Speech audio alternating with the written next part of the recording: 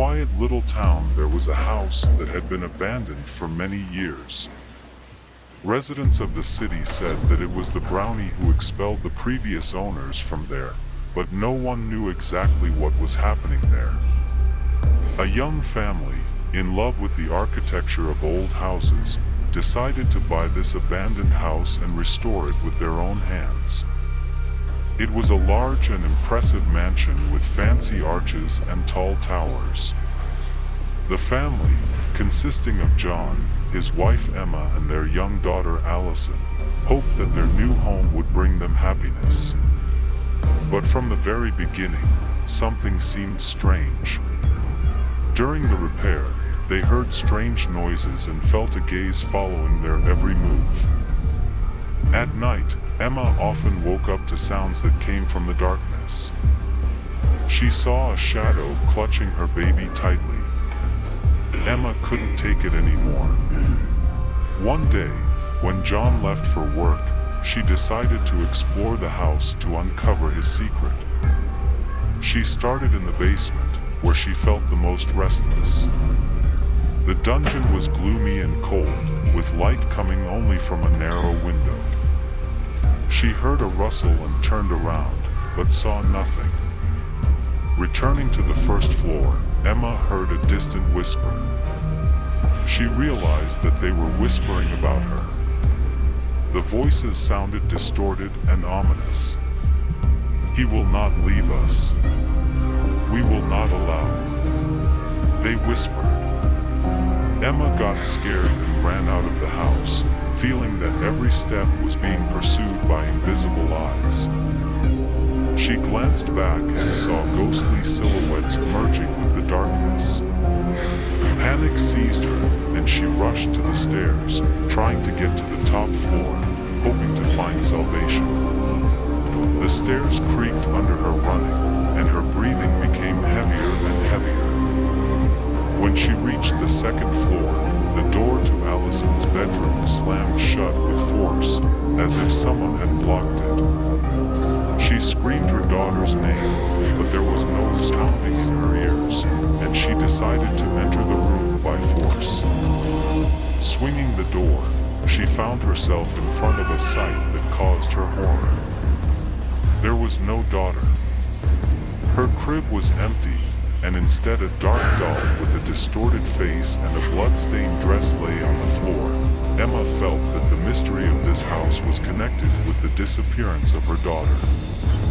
She decided to get to the very depths of the mystery, even if she had to go against the forces that were in this house. She went back down to the basement where it all started. The light coming through the narrow window created frightening shadows on the walls. Suddenly, she noticed a door she hadn't seen before. It was covered with a layer of dust and hidden from view. Emma's heart was pounding as she opened the door and stepped into the darkness. A chamber room filled with old books and candles appeared before her. But the most terrible thing was that in the corner of the room stood a short creature, covered with fur and with evil red eyes, a brownie. The brownie looked at Emma with twisted pleasure, grinning maliciously. He said, "Quiet, Kim," in a hoarse voice. "You couldn't expect me to let you go with my loot so easily, could you?"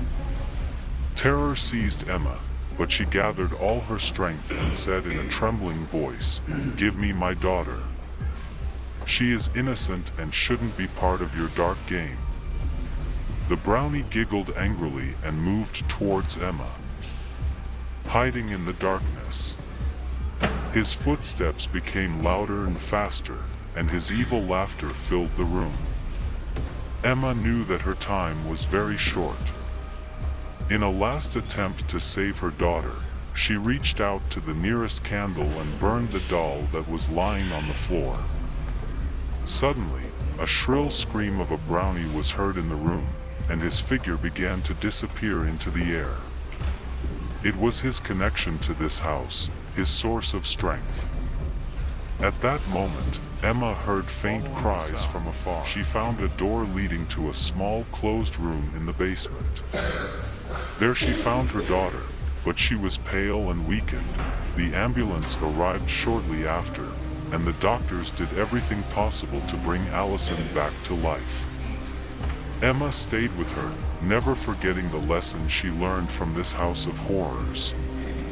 Since then, Emma and John have decided that no one else should live in this house. They closed it forever and left the city, hoping to forget the nightmare they had experienced. But even now, in a new place, they sometimes feel an incomprehensible presence, reminding them of that terrible brownie and dark secrets that were hiding behind the walls of an abandoned house. But from time to time, when they close their eyes, they see the shadow of a brownie, as if he is watching them from afar. It reminds them that some secrets never leave us, and even in a new place you can feel the ghosts of the past. Now that they are building a new life, Emma and John promise themselves that they will protect their family from all the evil forces that can enter their world. The story of the brownie has become a reminder that even in the most beautiful and friendly places darkness can hide, and it is important to be alert to protect your loved ones from it. And now that you hear this story, be careful when you decide to restore abandoned houses or dig into the secrets of the past. Perhaps they hide not only beautiful architectural details, but also horrors that are better left behind.